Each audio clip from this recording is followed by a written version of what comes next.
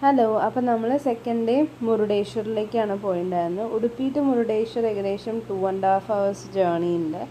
അപ്പോൾ മോർണിംഗ് നമ്മൾ ഉടുപ്പിയിൽ നിന്ന് വെക്കേറ്റ് ചെയ്തിട്ട് മുരുടേശ്വറിലേക്ക് പോയിക്കൊണ്ടിരിക്കുകയാണ്. ഓരോ ലൊക്കേഷനും നല്ല ദൂരത്തിലാണ് കിടക്കുന്നത്. അപ്പോൾ നമ്മൾ സ്റ്റേ ബുക്ക് ചെയ്യുമ്പോൾ നമുക്ക് ഈച്ച് ഡേ ഓരോ സ്ഥലത്തും ബുക്ക് ചെയ്യേണ്ടതായിട്ട് വരും. നമ്മൾ അവിടെ എത്തിയിട്ട് സ്റ്റേ ബുക്ക് ചെയ്തതിന് ശേഷമാണ് പിന്നെ അമ്പലത്തിലേക്ക് പോയിട്ടുണ്ടായിരുന്നത്. അവിടെ ഭയങ്കര റഷായിരുന്നു. നമുക്ക് ഉള്ളിൽ നല്ല ക്യൂ ഉണ്ട്. ഇതിൻ്റെ ഉള്ളിലേക്ക് എത്തിപ്പെടാനായിട്ട്. അപ്പോൾ ദർശനമൊക്കെ കണ്ടിട്ട് പിന്നെ നമ്മൾ അവിടുന്ന് ഇറങ്ങി.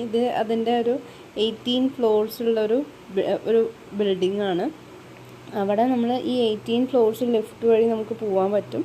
എന്നിട്ട് നമുക്ക് അതിൻ്റെ മുകളിൽ നിന്ന് നമുക്ക് ഫുൾ സീ വ്യൂ കാണാൻ പറ്റും ഇതിൻ്റെ.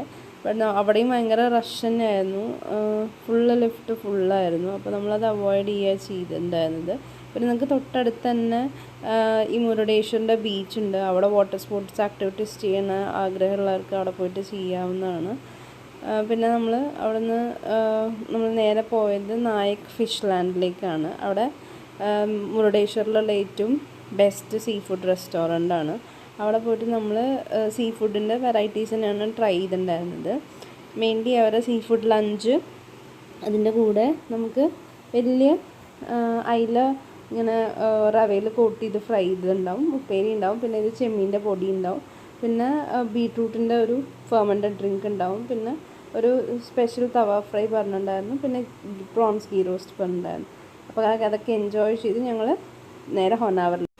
Thank you for watching my channel.